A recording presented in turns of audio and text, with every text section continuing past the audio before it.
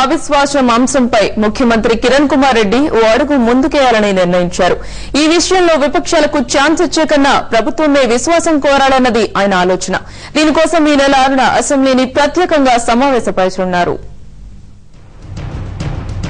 ప్రభుత్వంపై కన్నెర్ర చేయాలని యువనేత జగన్ కు చంద్రబాబు సవాల్ చేయడంతో వేడెక్కిన రాష్ట్ర రాజకీయాలు మరో మలుపు తీసుకునే అవకాశాలు కనిపిస్తున్నాయి. ముఖ్యమంత్రి కిరణ్ కుమార్ రెడ్డి కొత్త ఎత్తుగడలతో ముందుకు వెళ్తుండడమే దీనికి కారణం. వేరెవరో అవిశ్వాసం ప్రకటించే వరకు వేచి ఉండడం ఎందుకు, ప్రభుత్వమే విశ్వాసం కోరాలి అనేది సీఎం ఆలోచన. టీడీపీ, వైఎస్ఆర్ కాంగ్రెస్, టీఆర్ఎస్ వ్యూహాలకు కిరణ్ ప్రతివ్యూహం రచిస్తున్నట్టు కనిపిస్తోంది.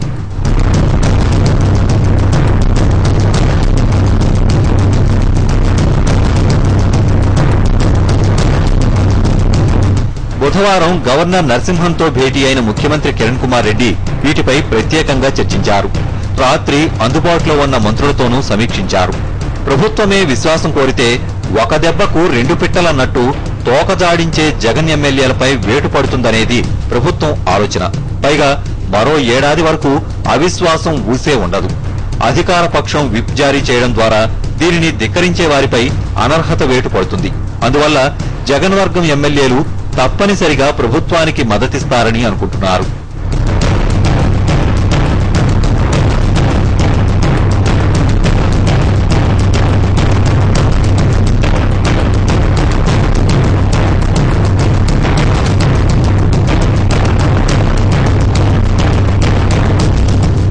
అటు మంత్రులతో జరిగిన అత్యవసర సమావేశంలో మండలి చైర్మన్, డిప్యూటీ చైర్మన్, స్పీకర్ పోస్టులకు ఎవరిని ఎంపిక చేస్తున్నది ముఖ్యమంత్రి చెప్పలేదు.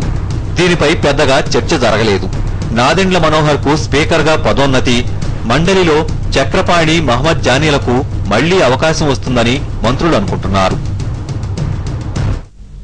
సర్కారుపై విశ్వాసం కోరాలన్న ముఖ్యమంత్రి వ్యూహం, అసెంబ్లీ ప్రత్యేక సమావేశంపై మరిన్ని వివరాలను మా బ్యూరో చీఫ్ జకీ అడిగి తెలుసుకుందాం.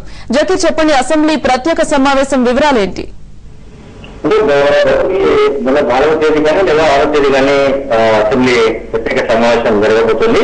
దీనికి సంబంధించి రాత్రి ముఖ్యమంత్రి కిరణ్ కుమార్ క్యాంప్ ఆఫీస్ లో జరిగిన ఒక సమావేశంలో డిసైడ్ చేశారు. ఇందులో మంత్రులు బొత్స సత్యనారాయణ, వసంత కుమార్, బీకే అరుణ, ధర్మాన ప్రసాదరావు, సత్యరావు సారా, ధనం నాగేందర్, ముఖేష్ గౌడ్, డాక్టర్ వెంకటకృష్ణ, గుద్దిల్లా శ్రీధర్ బాబు, ప్రతాప్ రెడ్డి, గీతారెడ్డి వీళ్ళందరూ కూడా 12 మంది మంత్రులు అందుబాటులో ఉన్న మంత్రులందరూ కూడా పార్టిసిపేట్ చేశారు. సీఎం రాత్రి జరిగిన ఈ సమావేశం అత్యంత కీలకమైన సమావేశంగా అంటే ప్రస్తుత తాజా రాజకీయ పరిణామాల్లో మనకు కనిపిస్తుంది. అదే అసెంబ్లీకి సంబంధించిన స్పీకర్, అలాగే శాసన మండలి చైర్మన్, డిప్యూటీ చైర్మన్, అలాగే అసెంబ్లీకి సంబంధించిన డిప్యూటీ స్పీకర్, ఈ 4 పదవులకు సంబంధించిన ఎన్నిక జరగాల్సింది. సో దీనికి సంబంధించిన సమావేశాన్ని 4 లేదా 6వ తేదీన ఉభయ సభల్ని సమావేశపరచాలని రాత్రి డిసైడ్ చేశారు. రేపు దీనికి సంబంధించిన నోటిఫికేషన్ జారీ కానుంది. నోటిఫికేషన్ జారీ అయితే తప్ప తేదీ మనకు ఖచ్చితంగా తెలిసే అవకాశం లేదు సార్. అయితే దీంట్లో ఏంటంటే ఇప్పుడు స్పీకర్, డిప్యూటీ స్పీకర్, అలాగే శాసన మండలికి సంబంధించిన చైర్మన్, డిప్యూటీ చైర్మన్ ఎన్నిక మాత్రమే జరుగుతుందా, లేక విశ్వాస పరీక్షను కోరే అవకాశం కూడా ఉందా అన్న దానిపైన వివాదాలు కొనసాగుతున్నాయి.